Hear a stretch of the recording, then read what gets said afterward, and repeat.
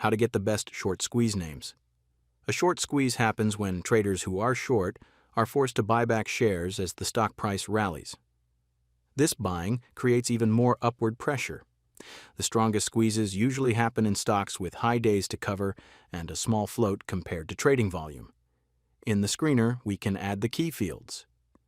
First, short days to cover. This shows how long shorts would need to close their positions. Next, free float percent. The smaller the float, the bigger the squeeze. Then, R to vol over float. This highlights unusual real-time volume. And finally, float VR. This shows how much of the float is being traded today. Together, these fields give us the perfect setup to spot a squeeze. With these filters, we can instantly find stocks in a short squeeze configuration. For example, here's Nova Lifestyle, ticker NVFY. Look at the RT vol to float ratio, 210%. That means today's volume is more than double the entire float. This extreme activity often points to strong momentum and can lead to a real short squeeze.